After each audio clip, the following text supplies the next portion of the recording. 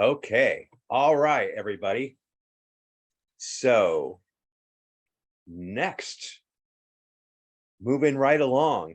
So next we have Jonathan, who's going to be talking with us and sharing his expertise with us. After 25 years at a wonderful congregation, Rabbi Jonathan Berhard decided it was time for a change and for a different way of serving the Jewish community and of following his passions. Among other areas, Jonathan now works in animal welfare education and raising awareness in the Jewish community about our sacred obligations and their implications. He is involved with JIPA and Farm Forward. So welcome, Jonathan. It's all yours. Thank you. And as others have said, I just want to thank you again for pulling everyone together and being able to provide us this opportunity for some learning and some kizu, some strengthening that we get from being with others who are also involved in this work with us. So thank you very much. Really appreciate it. It is a pleasure to be here. John said that I am involved in JIFA. I should say my involvement is a little bit more than just involved in JIFA. As it happens, I'm the executive director of JIFA. And what JIFA does is a Jewish Initiative for Animals is our work is really twofold. First, our overall mission is to basically help Jewish institutions align their food choices with their Jewish values. And our basic contention is that the ways in which animal products, meat, dairy, and eggs come to us through the factory farm system is, as others have said, and as much I'm sure everyone here would probably agree, is not kosher, right?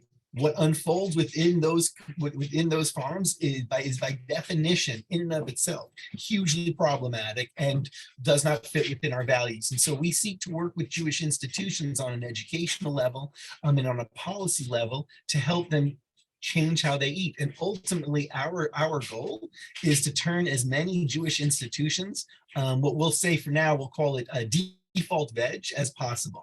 And default veg, just to be clear with everyone, is we look at Jewish institutions and we say, look, in the same way that people go to Starbucks, and when you go to Starbucks and they put cow's milk in your coffee, that's their default, right? And if you want to order oat milk, you have to order more. So our job is to, in a sense, make the Jewish community, make the plant-based option be the default option.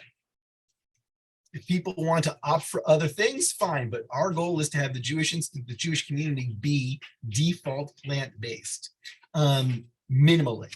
And then we work with institutions to help create the policies that enable that to kind of come into reality. And we do educational work, and we also do campaigns in various community-wide forums using newspapers, op-eds. We're actually looking to do a series of billboards around Los Angeles for our next one. If that comes together, we will see. So that is the kind of work that we do. What I'd like to be able to do with everyone here in what for me is still the morning, and what I suspect for people a little bit to the east of me is the afternoon. What I'd like to be able to do with everyone today is just do a little bit of learning. A lot of people here have spoken and have shared what Judaism says and these very broad overviews of things. And I'm just going to pick up on where my colleague and a great scholar, where Rabbi Yanklowitz left off. And I just want to pick up on looking at a couple of texts that he mentioned, as well as delving into some of the texts that Jeffrey was citing as well. Let me just pull up the screen.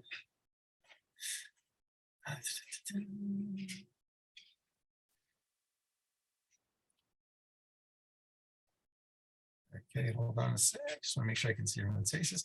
All right, just a thumbs up. Can people see the share? Terrific. So I want to be able to, in the 30 minutes or so I have, go over 4 sources.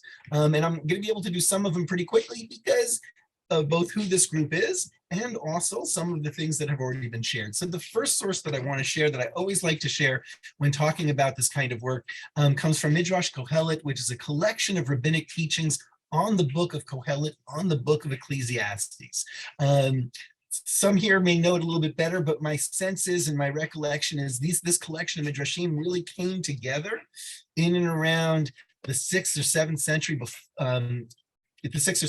so about 1340 1,400 years ago, and reflects rabbinic teachings going back possibly even 2,000 years. So here is the first of these midrashim that I wanted to share. It says, upon creating the first human beings, God guided them around the Garden of Eden and said, look at my creation. See how beautiful and perfect they are. I created them all for you. Make sure you don't ruin or destroy my world. Because if you do, there's no one here to fix it after you.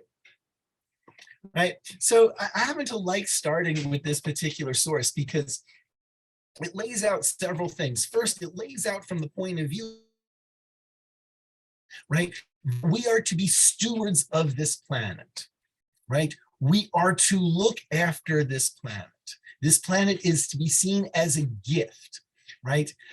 And the other thing is, if we ruin and destroy it, what happens to this world? Anyone want to give it a go, at least from the 3 or 4 people on the screen? All right. We destroy this world, that's it. That's it. There is no coming back from this. There is no creation 2.0 where God says, oi, bubbalas, I'm sorry. You didn't mature in time enough to not destroy the world. I'll give you another one. Have a good go at it, right? That's not what happens here, right? This is ours and our responsibility, and there's no one who's going to come and rescue us from what we do to it. It's just an important way of just kind of being able to frame the conversation, both in terms of our responsibility to protect this world, as well as the very reality of what we'll call here limited resources. You don't get it forever if you don't take care of it. So with that in mind, I want to just jump to a source that people have been citing. I want to be able to share it, though, in a slightly broader context, as both Shmuley and Jeffrey made reference to this. So this is Genesis chapter 1, verse 26 through 31. And I would just like to read through it and analyze 2 elements of it. One part Jeffrey already spoke about, verse 29, and then I also want to look at verse 30. So here's the whole context. This is Genesis chapter 1. We're talking about the creation of the entire world, and we're now getting towards the end of creation, where we're now talking about the creation of Adam, creation of humanity.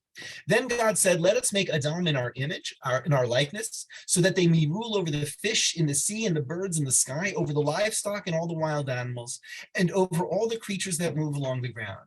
So God created Adam in God's own image. In the image of God, he created them. Male and female, God created them.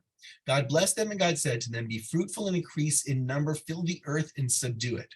Rule over the fish in the sea and the birds of the sky, and over every living creature that moves on the ground. Then God said, let's just pause there. So first, when God says, I give you this whole world to rule over, one of the things we know is rule over doesn't mean, from God's point of view, do whatever you like to it, right? When you give someone a gift, right, and they take that gift and they bash it around and do whatever they want to it, right? Okay, well, you gave it to them. That's their gift. I mean, this was always the problem I had giving my children decent birthday presents when they were young. Right? I always kind of hesitated here because I would give them the present and then I would see what they would do with the present. And I'd be like, boy, do I regret giving you that. Right? Since 3 boys, they were a bit destructive, let's just say. So, but in this case, we know that's not what it means to rule when we have this gift that we can do with it whatever. We know the gift was given, at least from the point of view of Jewish tradition, such that we are not allowed to just ruin or destroy this. We're called upon it, on the contrary, to protect it, because there is nothing else. So automatically you understand to rule and have dominion is not to have the right to destroy and do whatever we wish. Setting that aside, this is now the verse that Jeffrey talked about. Then God said, I give you every seed-bearing plant on the face of the whole earth, and every tree that has fruit with seed in it. They will be yours for food. Now, people look at this line and they love to say, you see, Judaism says we're meant to be vegetarians. Okay, there's 2 problems with that. First, we're not being told we're vegetarians, people. We're being told that we are vegans. Right? Everyone, it's so funny. People always make that mistake. I made that mistake. By the way, I should also say, I'm saying everybody makes that mistake. I'm everybody.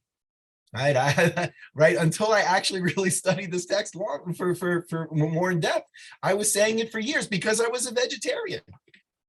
Oh, actually, that's interesting. I was a vegetarian. I was teaching as a vegetarian, and I learned that it was vegan when I became plant-based and vegan myself. Okay, just goes to show we always interpret through our own lens. However, this and this might seem to be the end of the conversation, and one may say from this, clearly Judaism is a vegan tradition. However, there are several things that mitigate against us saying that, right? And the very first thing that mitigates against us saying that is the very next verse, right? Let's look at verse 30 together. And to all the beasts of the earth and the birds in the sky and all the creatures that move along the ground, everything that has the breath and life of it, I give every green plant for food. And it was so. Right? So let's understand something here. If we're going to get real excited that God says human beings can only eat plants, the vision of the Torah is who else can only eat plants? All beings. I'm sorry, yeah? All beings. Right. The whole world. Right? It's not just humans, right? It's the lion and the tiger and the bears, oh my, are meant to be vegan as well. And I think this is a point worth just dwelling on momentarily, because this, I think, goes along the lines with what Rav Yanklowitz was talking about when he was talking about a diet of that doesn't rest upon violence, right? Because that's not just the vision for humanity, right? That being able to exist without violence is, in fact, the Torah's vision for the entire world. The whole living being of this world ideally should exist according to the Torah without resorting to the violence and the taking of life. Right? And I would suggest that when you look at the fact that it's talking about the animals as well, when we can, oops, made a mistake there. Hold on, my friends. When we hold that in mind, we realize that it is hard to hold this statement as being necessarily only about a plant-based diet. It might be, but I would argue that minimally it also has to be seen as being a much broader vision of ideally how life unfolds. And from the Torah's point of view, life ideally unfolds with the absence of violence. So that is at least how I'd like us to kind of consider looking at this text. So if you start that way, then of course, human beings are not going to be permitted to eat animals. Heck, animals, so to speak, aren't permitted to eat animals. Animals throughout the world, human and or otherwise, all animals not meant to eat animals, right? And in fact, what's very interesting is not only do we share this diet with the other animals on the world, do you know what else we share? And this is, again, this is, it never comes up on a trivial pursuit, a Jewish trivial pursuit. I do feel bad about it. But the other thing we share is the first commandment supposedly given to human beings was "Pru urvu imilu et haaretz," be fruitful and multiply and fill the earth, right? As it says here in God in verse 28, God blessed them and said to them, be fruitful and increase in number, right? And Jewish tradition holds that this is the first commandment given to humanity. The curious thing is that this is also the first commandment given to plants, or to, not to plants, to animals, right? And God said, let the land produce living creatures according to, God made them according to, oh, excuse me, where is it? Verse 22, God blessed them. This is creating the winged creatures and all the sea creatures. God blessed them and said, be fruitful and increase in number. So just to kind of keep the framework and the perspective, according to the Torah, we share with animals the commandment to procreate. We share with other animals the commandment to be plant-based in our diet, right? The only difference here, as noted in the Torah, between humans and animals is which of the plants they eat. Again, just being real specific, because this is how they train us to do this in rabbinical school, right? Humans are allowed to eat every tree that has fruit with seed in it, right? Animals can eat anything that is green. They're given every green plant for food. That, at the beginning of Genesis, is the distinction between humans and animals going forward. Except for the one other thing, as we mentioned before, is that unlike animals, we are given other animals, I should say, we are given the responsibility to care for this. The next text I want to share now is where this changes. And again, I thank my teachers before me for all making mention to this. It just makes my job easier going into a little bit more depth. This is Genesis chapter 9. What happens in Genesis chapter 9? Well, actually, what's important is what happens starting in Genesis chapter 6, 7, and 8. And that is the flood. The flood comes along and the earth is destroyed. And what is interesting to note, given what I said about the Torah's predilection to avoid violence in the beginning, is that when the world is destroyed, I don't know if people remember, but the reason is actually given to us. Because according to the Torah in chapter 6 in the book of Genesis, the world is filled with Hamas. Not a political statement about today, but Hamas, which is a word that is not understood entirely because it has a number of different meanings, is understood by many to at least mean some kind of violence. Right? So the world had become corrupt through violence, which is clearly contrary to what God wanted, because God doesn't want any of the animals on earth eating any of the other animals. And so that dictates and shows the failure of creation as God brought it together.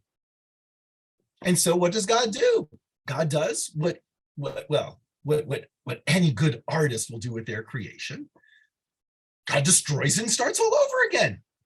God says, okay, this didn't work. Whoop, throw it in the bin. Genesis 2.0.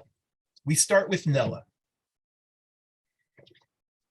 Once the flood recedes and Noah comes out of the ark, there is now once again an almost Garden of Eden-like moment, a Genesis chapter 1-like moment where God engages with human beings and gives them some instructions about what they can and can't eat. And here is where the change comes. So Genesis chapter 9, verse 1 through 7 says, then God blessed Noah and all his sons, saying to them, be fruitful and increase in number and fill the earth. Where did we hear that before? Genesis chapter 1. Just as Adam was told to do this, so Noah was told to do it. The earth is empty. Got to fill it. Okay, the fear and dread of you, here's one change. The fear and dread of you will fall on all the beasts of the earth, on all the birds in the sky, on every creature that moves along the ground, all the fish in the sea that are there given into your hands. So now there's a difference here. There is a distance, whereas before humanity and other animals seem to be much more similar, except for the humanity having the dominion. Now the dominion is coupled with a sense of fear and dread. Now our power is coming through, right? We are ascendant over animals at this point in time. We were much more similar, a little bit different with the food and the dominion, but now, woof, much more. Then everything that lives and moves about will be food for you. Very different. Just as I gave you the green plants, I now give you everything. So what that would seem to imply is complete ascendancy. I have given you everything. Humans, you are entirely in control. Do with it what you will. It might look that way, but it's not. But you must not eat meat that has its lifeblood still in it. For your lifeblood, I will surely demand an accounting. I will demand an accounting from every animal, and from each human being too. I will demand an accounting for the life of another human being. Whoever sheds human blood, by humans shall their blood be shed. For in the image of God has God made humankind. As for you, be fruitful and increase in number, multiply on earth, increase upon it. Okay, so here the Torah makes a distinction. And I know in our eyes, the distinction might seem small. And perhaps in its smallness might not carry significance.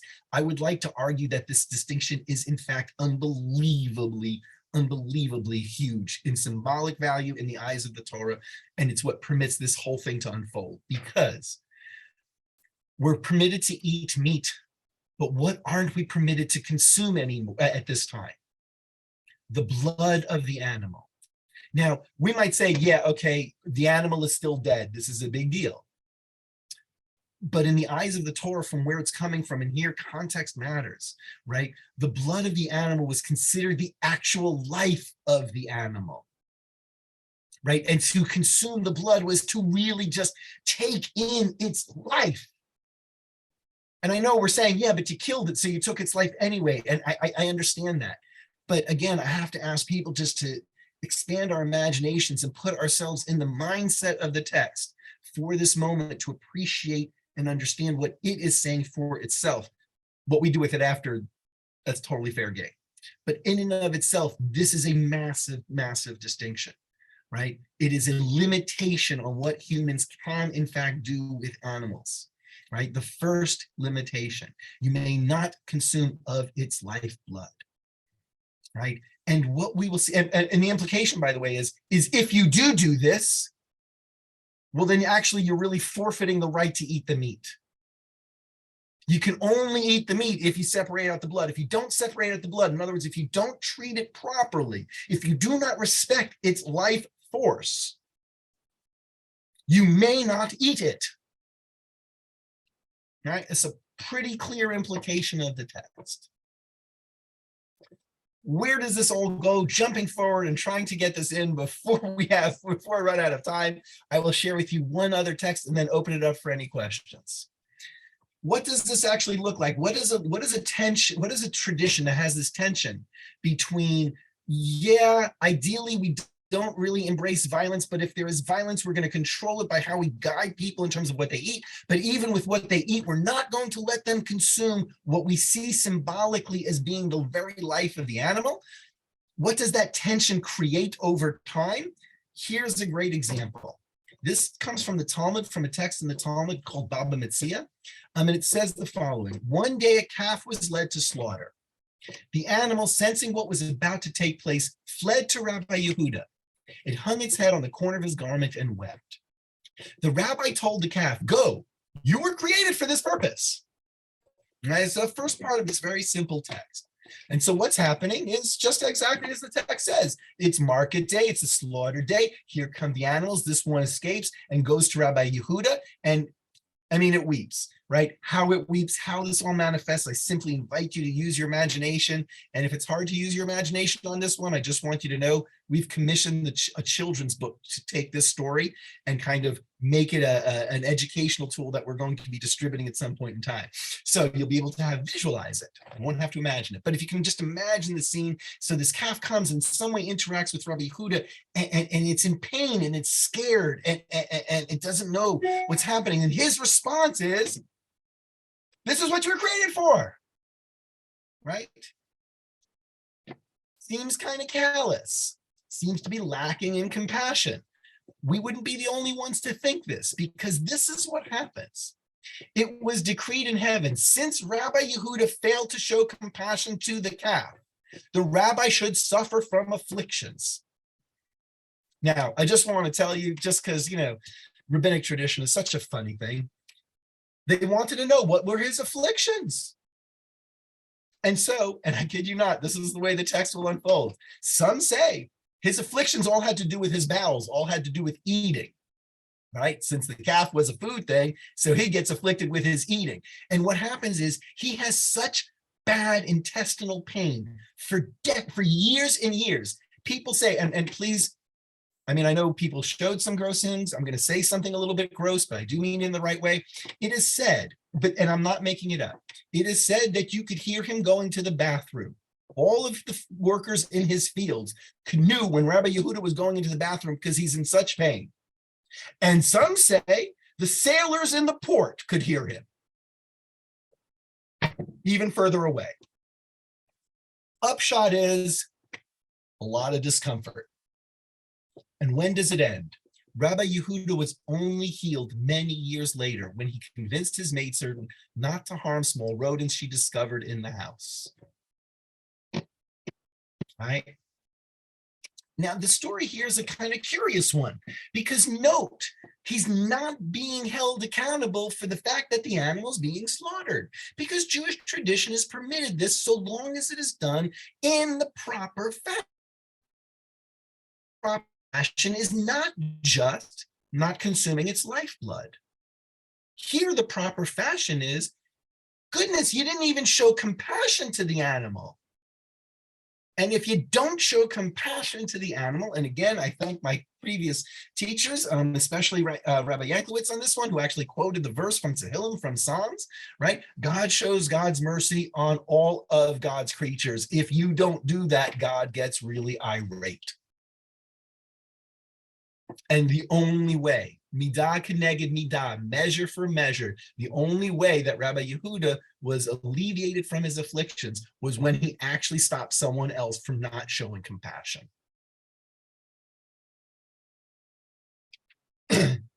What we see within this dynamic is that while certain things are permitted, they are permitted conditionally. And the condition here is rachamim, is compassion. And if a sufficient compassion, as manifested through the value of tsar ba'alei chayim, of unnecessary suffering to any living creature, if the compassion manifested is not sufficient, then one is going against what it is that God, that heaven, that tradition, that halacha wants. And so where we might want to frame it in the following: eating meat is a privilege. Right? From the point of view of Jewish tradition, this is a privilege, right? And it's a privilege that we have only because we show compassion, not because the Torah thinks, as some people seem to, that meat is an absolute requirement for a healthy diet. That is not what is being offered up here. Right? It is only permitted because of compassion. Remove the compassion, you lose the privilege. And that, my friends, is what I wanted to be able to present in my 30 minutes or so. I do think I have some time for questions. John, yes? No? Oh yeah, actually, Rabbi, you have plenty of time. So for questions, or if you want to expand a little bit on anything that you've shared. I see Gail has a question already. Well, Cool. let's start with some questions there, and then if how do I have plenty of time? I'm always the one who talks too much. It's 3:13, and you have until 3:30, and even could do a couple of minutes more. So, Thank you Well, very much. I guess I'm one who talks too much also, apparently.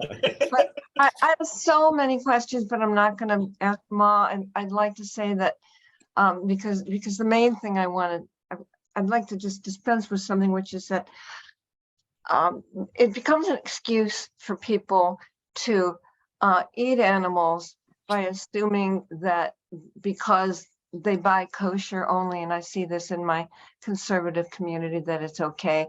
And I just want people to go vegan. And I hate to give so many outs. And I know there's a whole bunch of discussion that could happen behind that.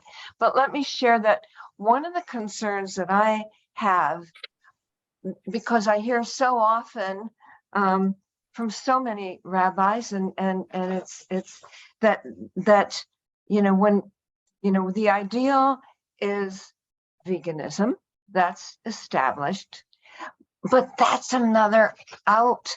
When we talk about that, the out becomes fine. When the Mashiach comes, I'll go vegan, and that's another out that always bothers me, because we don't have time, if we want to save the planet, to wait until God knows when, and it's not, and meanwhile, there's so much suffering and the environmental stuff. I could also ask about that because, it's never talked about, only the fuel and oil and stuff like that. And I suppose it's because they still have deniers of climate change. And now they're going to start telling people they should go vegan. It's like, it's just so big. Yeah, it is, but and it's really complicated. And I would say, by the way, it's not just the deniers, right? I would like to suggest I'm going to say this stronger than I really mean it, but in some ways, some of our biggest problems are the organizations who supposedly are working towards climate change. And I'll explain why. So I want to just, I don't have a picture of it that I can show so easily, but I don't know if people have been following, the COP27 is going on right now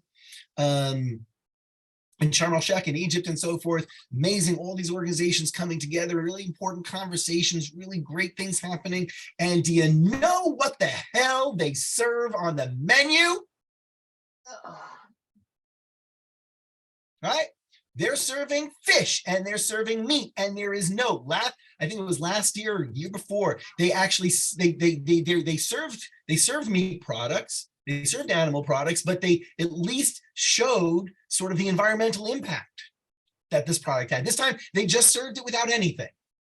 Okay, so here's the thing that I think, okay, and this is why I say that our biggest problem might not just be people who eat animal products or eat meat when we're not involved in this work, is that here you have people who are involved in the work of climate change, who are looking to seek and find ways to help minimize what we're doing to the climate so that we all just basically can try to exist in this earth and not have it all go up in flames. This very group of people are eating animal products, which I'm kind of hoping within this particular group, I do not need to rattle off all the statistics that show exactly how bad animal agriculture is for the environment and how much it contributes to the climate. Like, how can we be taken seriously, or how can we think they're doing this seriously, which of course they are, when they avoid doing this, like when they avoid taking care of the food part, right? Like it's crazy making.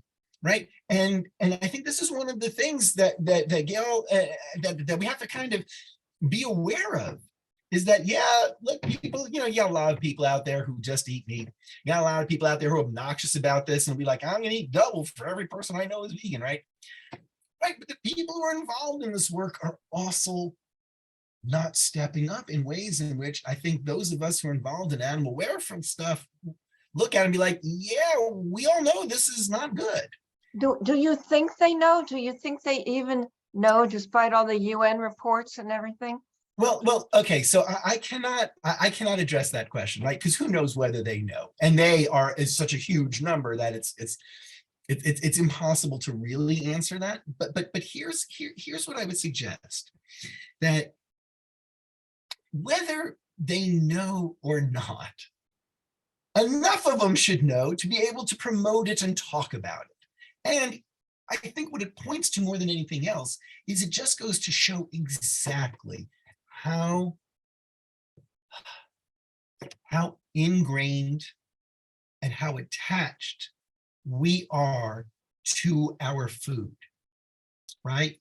Food is super intimate, right? We don't put anything in our bodies as much as we allow food into our bodies. Right? Food goes to identity, it goes to culture, it goes to how we understand our place in this world, to understand our place even within our community. It touches so many points, so many possible trigger points, so that I think there's a lot of people who may know, but I think a lot of people might not really want to talk about it. Yeah. Because this is the kind of thing that's going to require them to change. Listen, okay, I can sacrifice. I will give up my gas car. for a Tesla. Oh, aren't I good? Okay, I will sacrifice. I will go and put solar paneling on my roof. See how good I am. I will recycle. Ah, how wonderful. I'd point out that none of these things do enough on an individual level to be in any way significant, right? In addition, none of these things really require change. This is easy. Food is hard. I don't know exactly why Greta Thunberg is not attending this particular conference. She has said it's because she believes it is greenwashing. I don't know which part of it she says is greenwashing, but when I see the menu, I have to say, I think she's right. People here are not stepping up.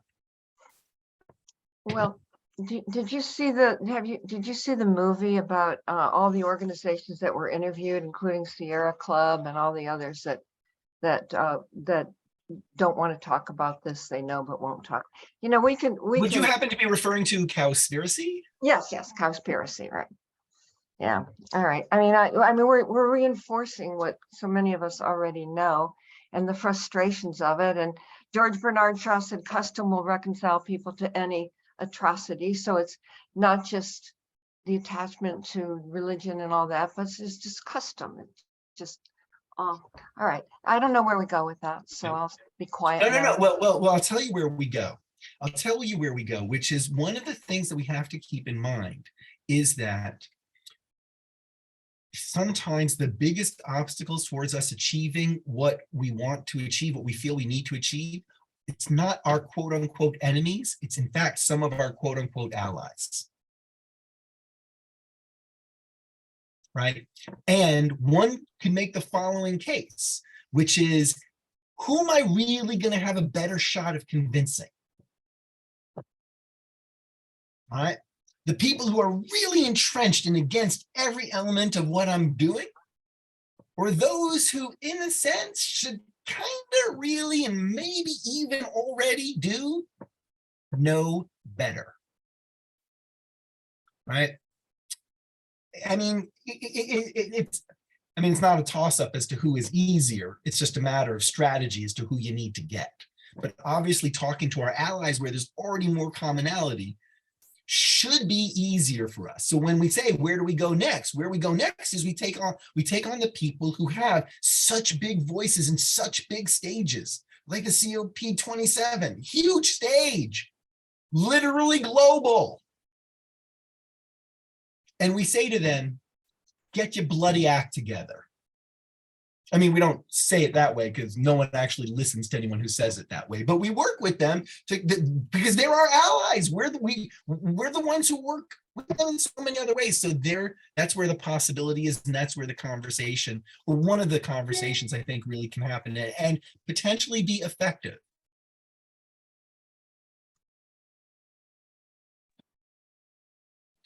Any other questions?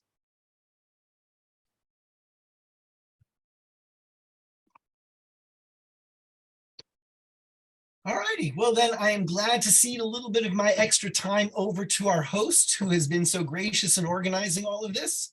I thank all of you for the time and being able to kind of share some of this stuff. And if anyone has any questions, if anyone wants to follow up with me in any way, shape, or form, I'm going to pop my email into the chat, and look forward for being able to be support and in partnership with all of you as the opportunities provide them. Thank you so very much, everybody. Wow, amazing. Thank you, Rabbi. Wow. Whew.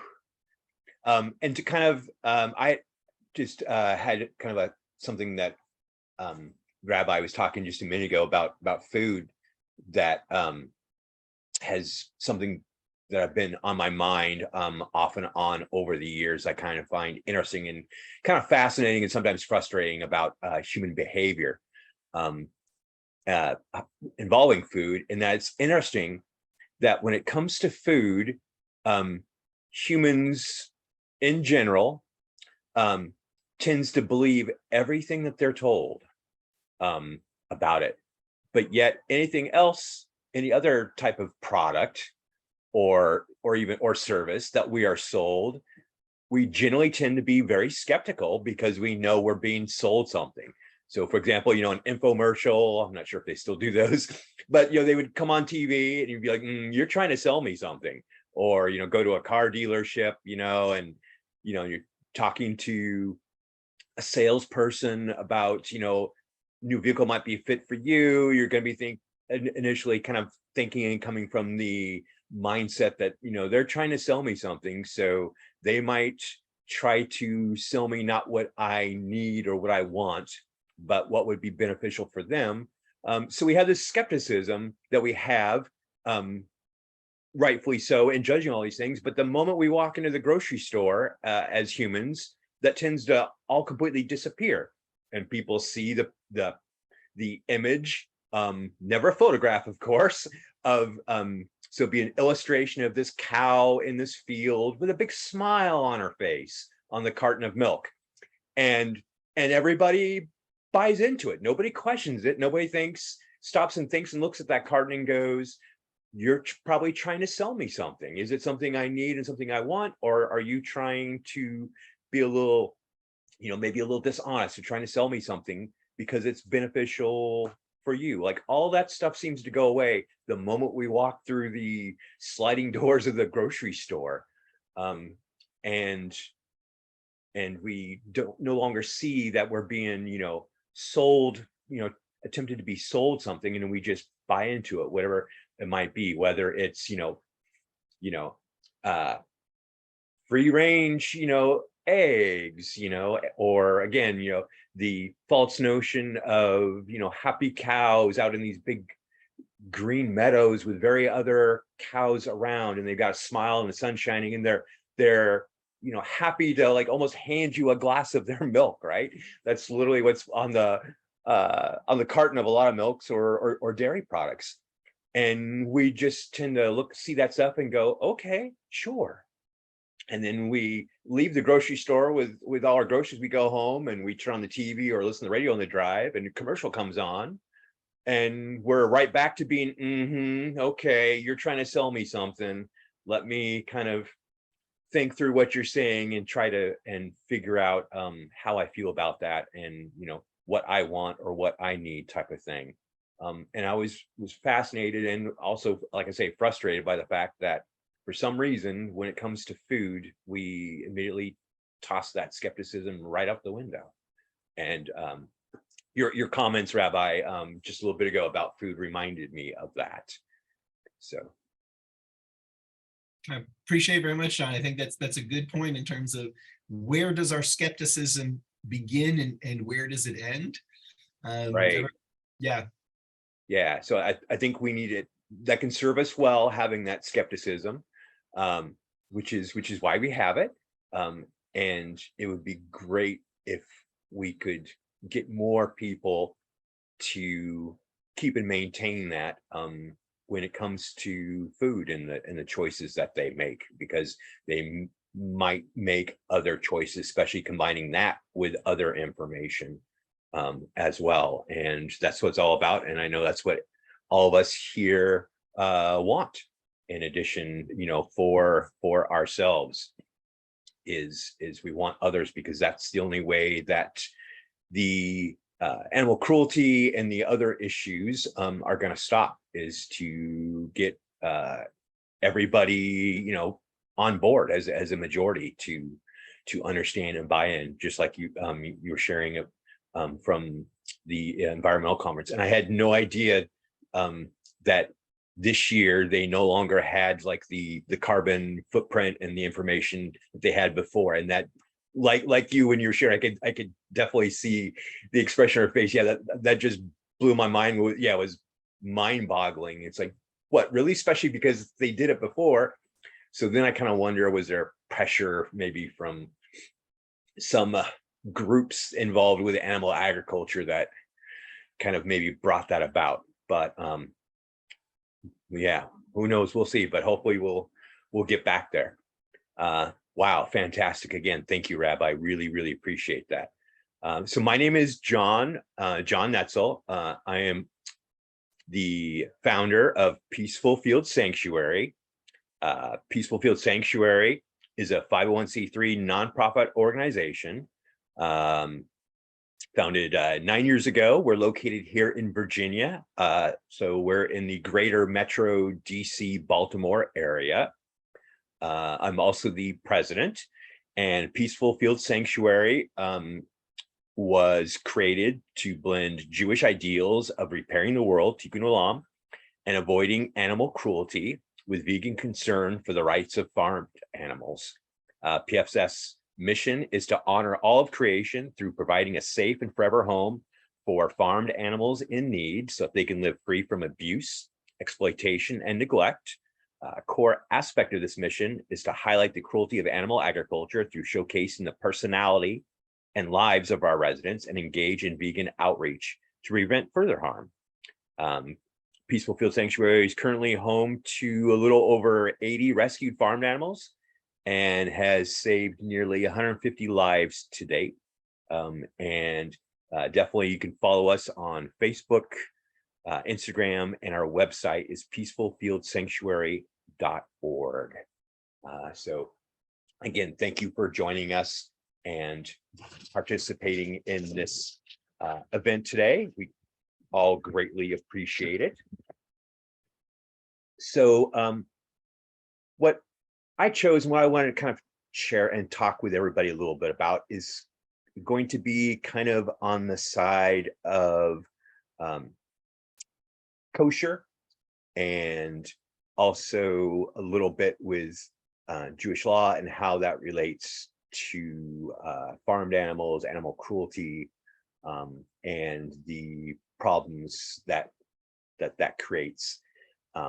So Jewish law, as has been touched on by several presenters, prohibits inflicting pain on animals or increasing their suffering for an unjustified reason. And while this is not an outright mitzvah in Torah, the concept itself is covered by mitzvot in Torah. Kosher oversight begins at the point of slaughter, at the slaughterhouse. And so this means the cruelty and the suffering involved with animal agriculture and factory farms and their life experience remains no different whatsoever from like standard or your regular factory farms and animal agriculture. No different whatsoever. Large numbers of animals are confined still, just like in CAFOs and factory farms, in overcrowded settings, causing stress, emotional trauma, and frequent injury to the animals. Many times, especially with chickens, turkeys, and ducks, so the birds, they are kept in the dark. The reason why the birds are kept in the dark is to reduce the stress and the trauma that they're feeling from the overcrowded situation. So like many things with animal agriculture, instead of addressing the issue or problem, in this case, overcrowding, and solving that, they, come up with kind of other band-aid things and address the symptoms. So it would be kind of like, if we were sick and we had all these symptoms, not feeling well, we go to the doctors and we go in, the doctor comes in and we tell the doctor, we're not feeling good. And we list off all the symptoms and the things that we're feeling or not feeling. And say, for example, one of them is that we have a cough. And so we mention that, and then the doctor is like, aha, you have a cough. So you obviously have a cold. So I'm going to treat you for the cold. And meanwhile, that's only addressing a symptom and just one of those. And there could be lots of reasons that you could have a cough that aren't involving a cold whatsoever. And so we would probably be a little concerned and kind of ask our physician, are you going to do any tests or do any other checks to make sure that we're taking care of the actual problem and not just addressing a symptom. So that is why the birds are kept in the dark. Frequently, these environments, of course, are incredibly filthy and dirty, which can lead to a higher risk of disease for the animals. And large-scale dosing, for example, of antiparasitic drugs, which, unlike antibiotics, are still used in kosher farming. Chickens in the egg industry frequently suffer ongoing pain from foot injury as a result of the wire cages, and male chicks hatched are killed as they do not lay eggs and cannot replace the older hens who are killed when their production decreases. Also, beaks are also commonly cut without pain management to prevent the birds from acting out with aggression to others or themselves due to the emotional trauma of their environment. Frequently, after about 11 to 12 months of productivity, there is a forced molting to enable a second season of egg production in the egg industry for animal agriculture. The common method to bring about this forced molt, and if you're not familiar, molting is when a bird sheds their feathers to be able to grow all new feathers. So this happens naturally, generally once or twice a year. It's because their feathers provide protection from the elements, from the weather, also from the sun. Feathers also provide insulation, and for birds that fly, feathers are definitely instrumental in that happening. So as they get damaged and broken and things and worn and out throughout living their life, their bodies then will go into a molt where they'll shed a lot of their feathers to grow, be able to grow all new ones. So this is forced molting. This is forced molting to enhance and increase egg production. And so the common method to bring about this forced molting is by starving the birds and denying them water. And as already touched on by several of our fantastic presenters, that is a violation to be able to not provide food and water and proper care for the animals. So that is a problem right there, and is just one of the many aspects then that would make, in this case, bird-based animal agriculture not kosher by that happening. Rav Moshe, regarding calves who are raised for veal, concluded and said, "It is forbidden to cause suffering to the animal, to feed it things it gets no pleasure from or suffers from for the human benefit," also involving it from an aspect of cheating people, as the calves are force-fed unnaturally.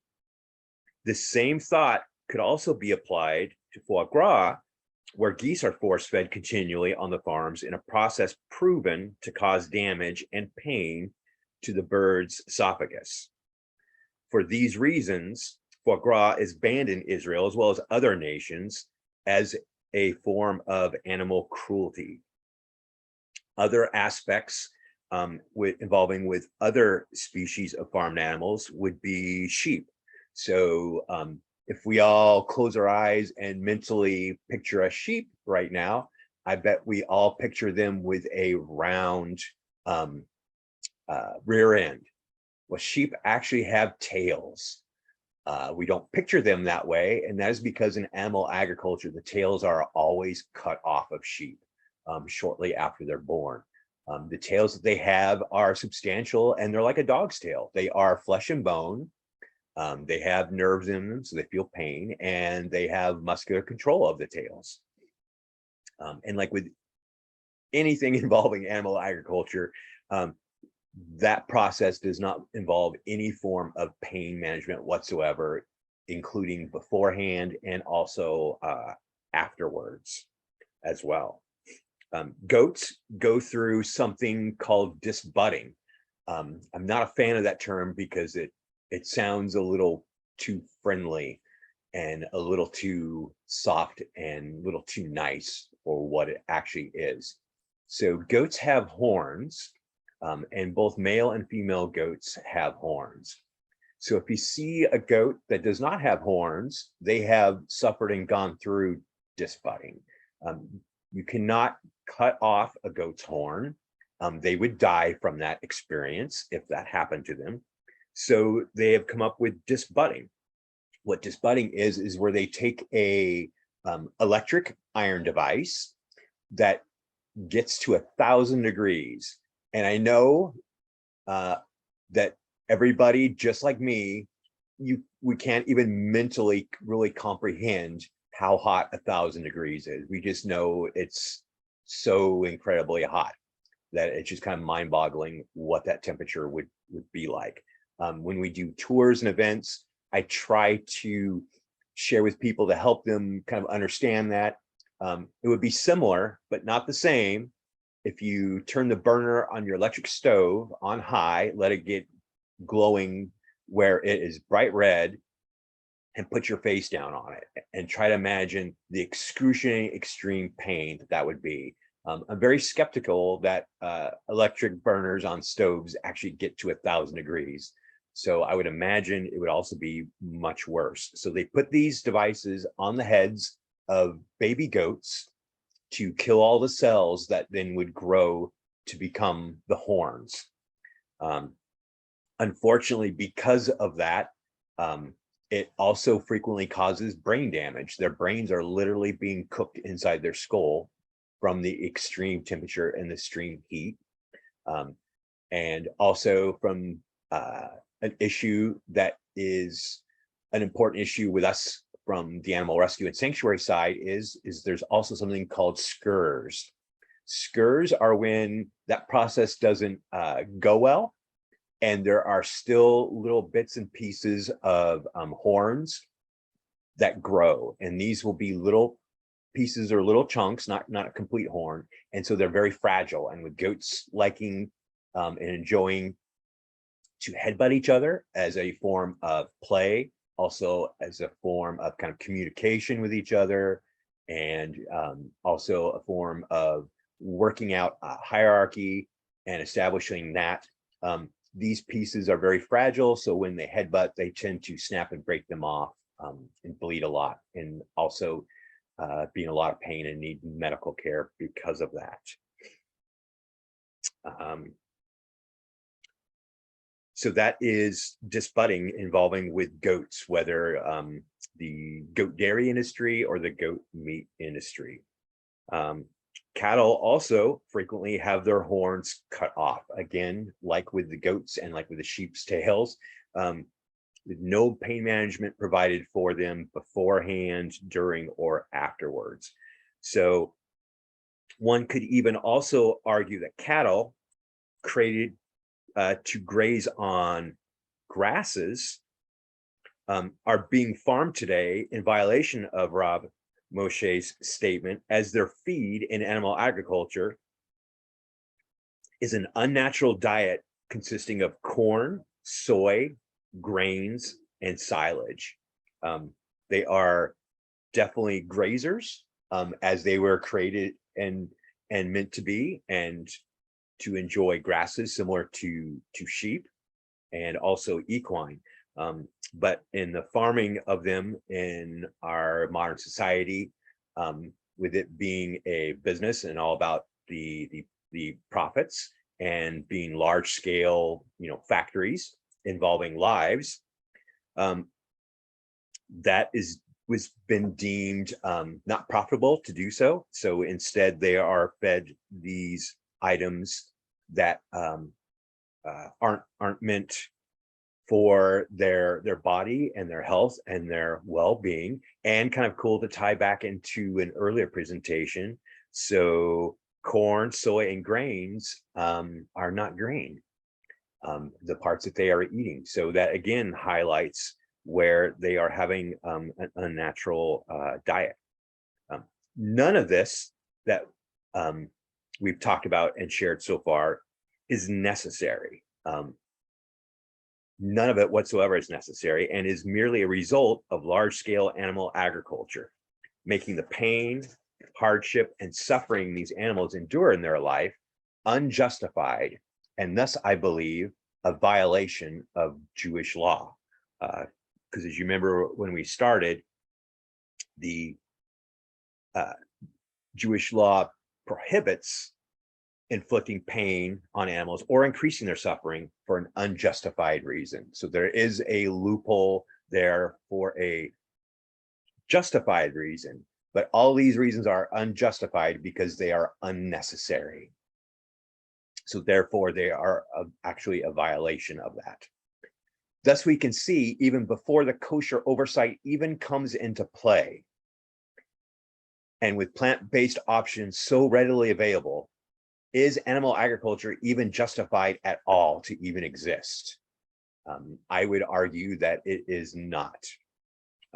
Adding to this, the repeated issues and lack of proper oversight at the kosher slaughterhouses, all of which today are massive factories, just like the animal agriculture side.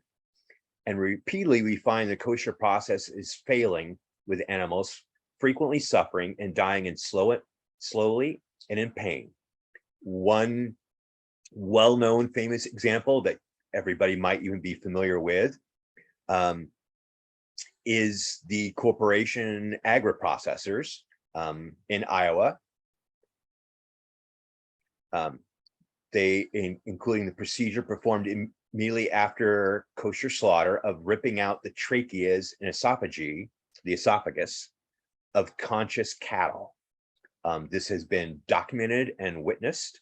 And according to Dr. Temple Grandin, the real purpose behind the procedure at agri-processors of them actually doing this is unclear and unknown. It is not necessary. Whatever the reason, this procedure is not required by kosher law whatsoever. However, for kosher slaughter to optimally reduce suffering requires properly designed restraint devices that hold and keep the animal in an upright position used on the animals, as well as specific forms of employee training involved, neither of which are required by the USDA or kosher certification agencies in the US. So there is no clear and direct oversight or requirement for these to be able to happen, to be able to maintain and keep everything in a approved kosher status. For more than 6 years, agri-processors had it as a business practice for cutting and removing the tracheas and esophagi out of the animals. And it's been determined that about 25% of the animals that would suffer and go through this procedure did so while still being conscious. Again, another violation right there. For 8 years or more, they have been so lax in their slaughter technique that animals have routinely been fully conscious for minutes after being dropped from the restraint systems onto the ground. As if this wasn't enough to make agri-processor facility kosher in name only, other violations like the misuse of electric prods on animals, including their faces and other sensitive areas, and the use of restraining pins, which was condemned as a violation even of the Torah mandate not to cause pain to animals by the conservative movement's highest halakhic body.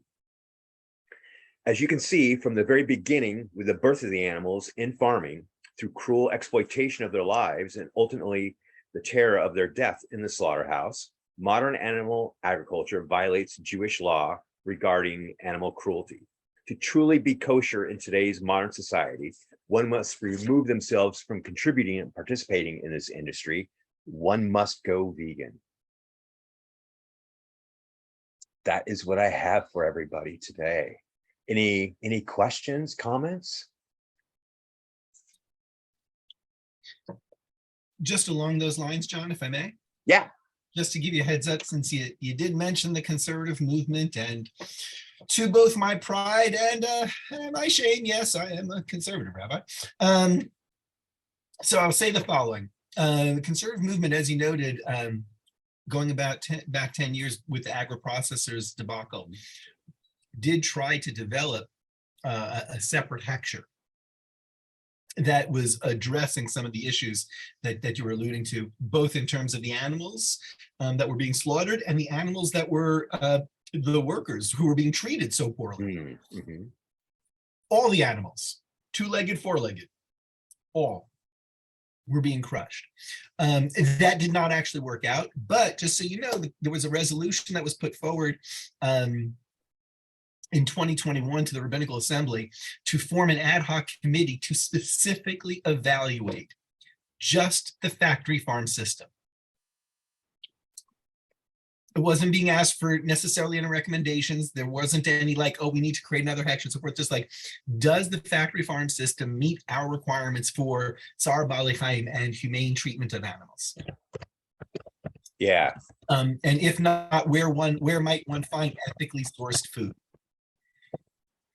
So that resolution, by the way, passed overwhelmingly in the RA. There's actually a subcommittee that has been working on that very question, and we'll be presenting findings both to Rabbinical Assembly and also then pushing them out into the general community. So just to give you a little sense of some of what along those lines of what's unfolding. Yeah. Good. Okay, cool. Thank you. Thank you very much, Rabbi. Any more questions, comments, thoughts?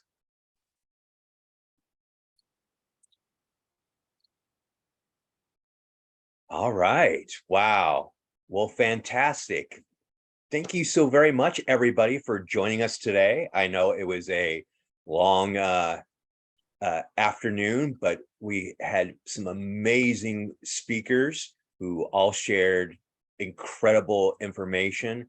And in addition to the learning that was involved with today, it was just fantastic just to be, hanging out and spending time together in amongst with other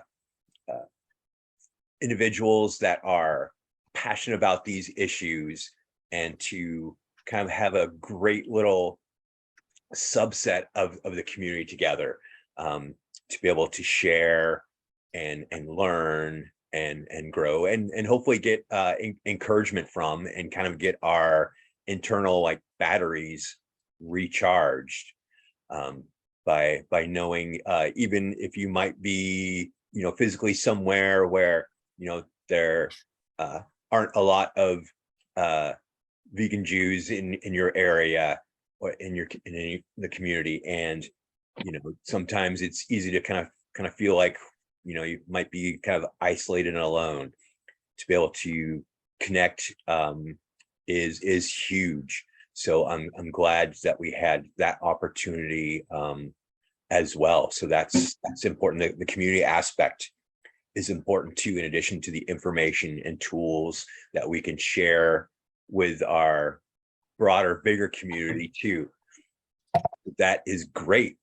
We did record the session.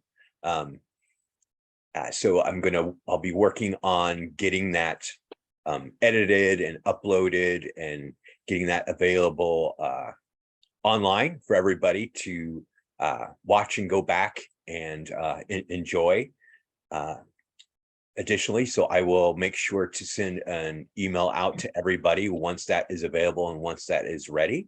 I know, we got a friend, cool. Nice. Not even mine, this is my son's. I got two others. Gotcha. So that would be great to be able to go back and review and take notes from. So I'm looking for doing that as well, because I definitely learned a lot of knowledge and also got a lot of inspiration from everybody, both presenters and all your amazing questions and comments. So that is fantastic. I would love to make this a regular event. That is my hope.